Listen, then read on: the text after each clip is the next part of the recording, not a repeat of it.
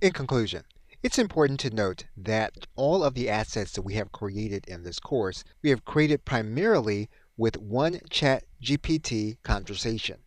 And you'll see it here marked at the bottom on our left side menu.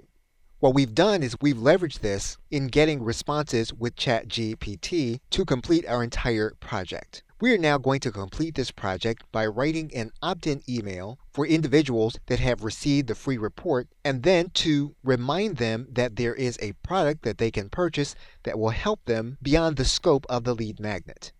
We are going to give ChatGPT the prompt in order to do it. So we are going to give several elements to the prompt.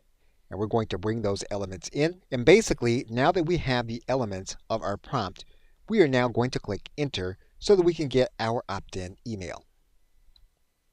Now, one of the things you'll note about the opt-in email is that the chatbot remembered our support link. We didn't have to tell it what that support link is.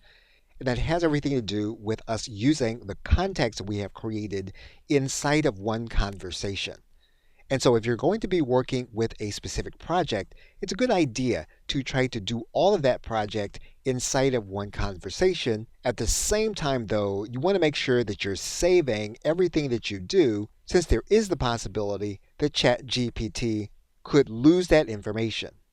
Okay, so with that, thanks, and I'll see you either in another video, in another update, or another course.